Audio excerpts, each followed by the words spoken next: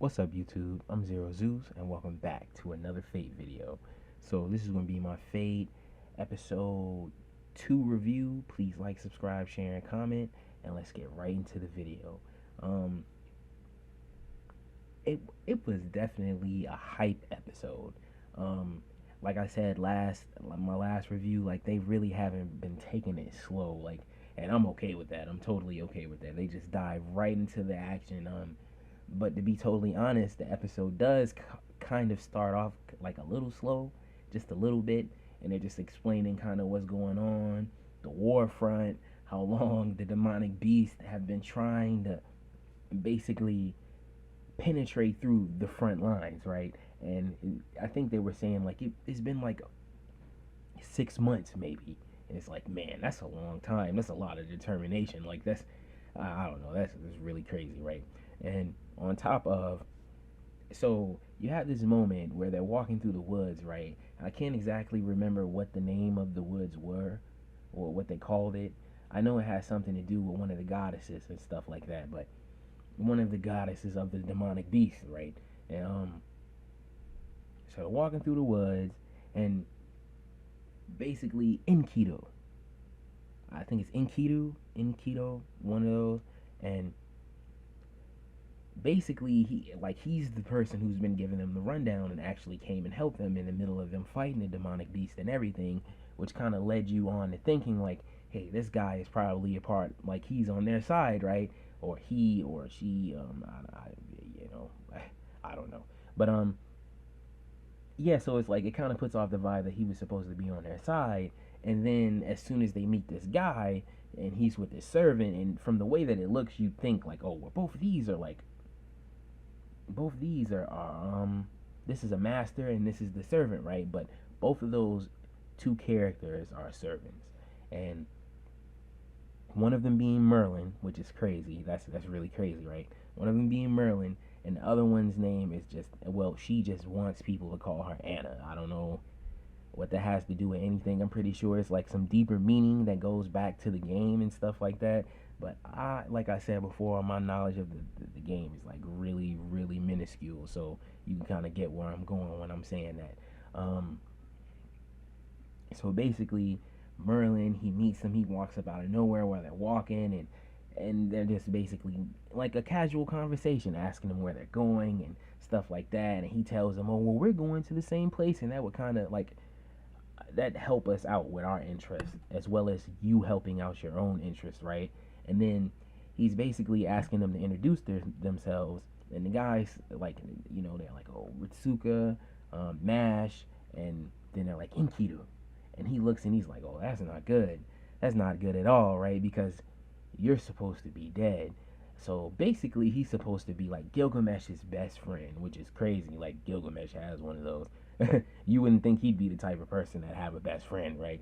Um, but and supposedly Enkidu died, and this is what set Gilgamesh on the path to go and try to find the immortal herb or immortal herb, what one of those, something like that.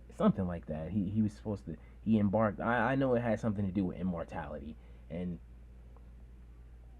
so I'm guessing like at this moment, while all this stuff is taking place, this is like what's happening. Like he's came back at this time, so he just went on that little journey to find the immortality herb or whatever, and he's back, and like he's continuing this war front against the goddesses, and so basically they have this full on fight. Like that's one thing. Like I keep saying, the action. I put emphasis on the action because it's like crazy. Like it's really out there, and I really enjoyed looking at it. Like don't get me wrong, the information, they give you a lot of information in bulk, and I really think that's cool. Even though they don't give you too much information, let me rephrase that. They don't give you too much information, but they give you enough.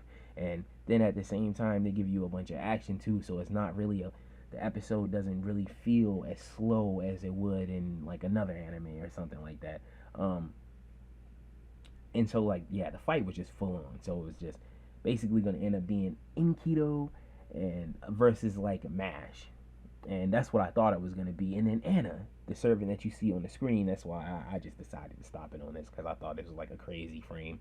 But yeah, so she intervenes and basically is just showing her stuff. She's just going in, in keto, same thing, going in, and the whole time is like it's this full fledged fight, right? And she kind of hits her with this. Anna kind of uses like, I hate to just say genjutsu, but that's just what it makes me think about, genjutsu. And she was still thinking that they were still, Enkidu was still there thinking that they were fighting, and the whole time they had left, and then stuff like that. And I just thought that was like really cool, and it really like, it just showed you like, she's like, oh yeah, you third rate servant, and it's like downplaying this servant, right? And the whole time you've actually been played. And yeah, I thought that was really cool. um so next, they're just talking about what they need to do, how they need to defeat the three goddesses, and to save humanity. It's like you could really feel the emphasis on them just trying to save the humans and stuff like that. And so further down the road, this is when we get to see Gilgamesh, right? That's what I really want to talk about. We get to see Gilgamesh, and Gilgamesh is just like how you think. I had this impression that he was gonna be like this good guy for some reason, but I was sorely mistaken. He is same old Gilgamesh, which I have nothing wrong. I have no problem with that. I think that's great. They meet him. They start talking to him, and basically the way Merlin, and they've met before. You can tell that he knows he's met and worked with Merlin before. Um, it is crazy that they just like silence, know your place and stuff like that, and he just being like really casual with him and stuff. And I guess basically Gilgamesh kind of gets the gist of what's going on, because he's like, oh, well, I understand the situation, but he's like, something, I guess, for me to understand your genius, I have to test your combat readiness. And so that's the end of the episode right there. They jump up, and it's like, oh my god, it's like next episode is gonna be Gilgamesh versus Mash and Ritsuka, and that's gonna be crazy, right?